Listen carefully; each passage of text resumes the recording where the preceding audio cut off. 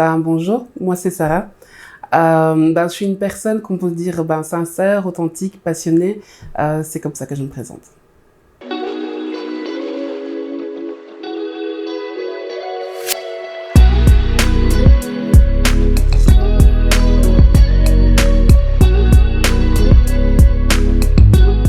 En un mot, je dirais audacieuse.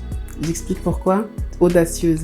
Parce que je pense que dès qu'il y a quelque chose qu'on me dit impossible à faire, je vais le faire. Et donc pour moi, la vie est vraiment une aventure qui mérite d'être tentée. Mon métier, en fait, je ne sais pas en définir un parce que je suis vraiment multicasquette et j'aime faire énormément de choses parce que je suis une curieuse de la vie. Et donc, du coup, ça dépend de là où vous me croisez. Si vous me croisez sur une scène slam, je serai slameuse. Si vous me croisez dans la vie quotidienne, je vous dirais je suis maman solo. Si je vous me croisez peut-être au tribunal, je vous dirais que je suis administratrice de biens. On pourrait aussi se croiser dans une expo. Là, je serai photographe. On pourrait aussi se croiser, voilà. Ça dépend là où on se croise, je fais énormément de choses parce que ce qui me passionne, j'y vais. De formation, je suis passée par la médecine, la chimie, la gestion, même la formation militaire. Et en fait, j'ai réalisé à un moment donné que le métier que je voulais faire, il n'existait pas. Donc, je l'ai créé. Et donc, je pourrais dire maintenant que je suis aussi naturo-networkeuse. C'est-à-dire que j'aide en fait les gens, à part des conseils en prévention santé, bien-être et beauté, à prendre soin de eux, mais de façon vraiment holistique. Et donc, ce qui est vraiment important pour moi, c'est de prendre la personne son aspect physique, mais aussi mental, émotionnel et spirituel. Donc vraiment un ensemble et que tout le monde puisse être dans le meilleur de son être en fait. C'est pour ça que ça s'appelle Cocoon, donc la marque que j'ai créée, Cocoon Confort en Soi.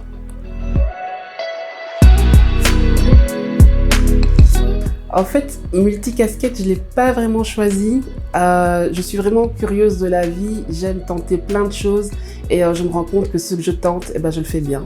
Donc je me suis dit, pourquoi choisir? Pourquoi on peut tout faire? Je ne choisis pas. Elle est extrêmement simple. Donc ma ligne directrice personnelle, c'est suivre mon cœur. Donc c'est vraiment la passion et aider les gens. Donc pouvoir dans ce monde apporter une plus-value. Et donc si je sais contribuer, mettre ma petite goutte là dans l'océan, je fonce. Alors aujourd'hui, je suis sur un projet de rééquilibrage alimentaire, donc personnel mais aussi collectif parce que j'ai créé un groupe pour ça. Mais de voir pas seulement le côté physique et mental dont on a toujours l'habitude de voir, de aussi allier le côté émotionnel et spirituel. Donc spirituel, rien à voir avec la religion, vraiment pas ça, mais vraiment que l'être entier soit pris en compte. Et donc ça, c'est mon projet actuel. Ouais. Donc en cours, on peut dire qu'il y a actuellement une exposition photo sur la grossophobie, ici en ville à Saint-Guylière, qui sera là, si je peux faire un petit peu de pub, jusqu'à la fin du mois, donc jusqu'au 28 mai. Donc c'est à Saint-Guylière. Ensuite, au mois de juin, là je prends une autre casquette, je serai photographe et donc là ce sera une exposition photo à la Cuillonne. Qu'est-ce qu'il y a d'autre en cours? Je suis énormément de formation et j'ai aussi des collaborations qui sont en train de se dessiner. Donc tout ce qui est encore validisme, sexisme, grossophobie, tout ce qui est sociétal, j'aime beaucoup. Et c'est pour ça d'ailleurs que je donne des animations d'autodéfense verbale pour femmes, où j'étais ce matin aussi encore d'ailleurs. Donc vraiment beaucoup de choses, mais toujours dans une lignée de bien-être pour soi et surtout pour la femme.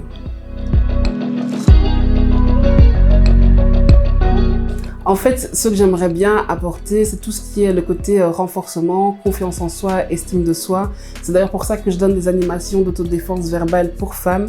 C'est vraiment pour que chacune d'entre nous, on se rend compte qu'on a une place légitime dans ce monde et qu'on la prenne, quoi. Qu'on ne se laisse pas menotter par les dictats qui voudraient nous faire croire qu'on est faible, nous faire croire qu'on n'a pas le droit d'avoir des ambitions et d'avoir nous aussi la chance de poursuivre nos rêves et d'y aller jusqu'au bout. Donc voilà, moi quand je donne mes activités, c'est toujours dans cet élan-là que chacune puisse vraiment avoir sa place et inspirer, voilà, toujours vers un mieux et de se rendre compte qu'on a tous quelque chose à apporter dans ce monde. En fait, ce côté passion, il vient du fait que j'ai traversé dans ma petite vie, des moments assez difficiles dans lesquels j'ai pu m'en sortir toujours plus forte. Et je ne voyais pas ça. Donc voilà, dans le problème, on ne se rend pas compte au fait qu'il y a une lumière au bout du tunnel. Et donc, c'est vraiment ça dont je me suis rendu compte et dont je me suis dit, mais en fait, il y a plein de gens qui sont dans ce tunnel et qui ne se rendent pas compte qu'il y a une lumière et que j'aimerais bien pouvoir inspirer ça et dire, tu sais, ce que tu traverses, moi je l'ai vécu et j'en suis sortie. Et donc, de se rendre compte que chaque minute dans cette vie compte et la vivre intensément parce que franchement, elle est plus courte que ce qu'on croit. Elle est vraiment plus courte que ce qu'on croit et un accident de la vie peut tellement vite arriver et tout basculer, j'allais dire du jour au lendemain, mais c'est vraiment d'une minute à l'autre. Et donc, ça m'a vraiment donné, déjà depuis le plus jeune âge, l'envie de profiter à fond. Et donc, mes joies, elles sont extrêmes, mes peines, elles sont extrêmes aussi. Mais voilà, là, je me sens vivre et je me dis qu'en fait, la vie, elle est belle au final.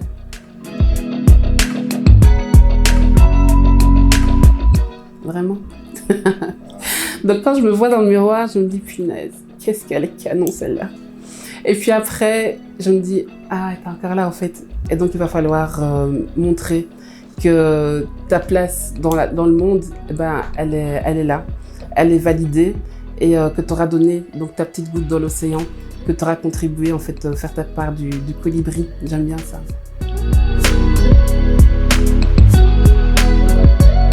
Mon mot pour la fin, c'est que la fin, c'est le commencement d'autre chose. Et donc, pouvoir toujours rendre les impossibles possibles, ça, j'aime beaucoup.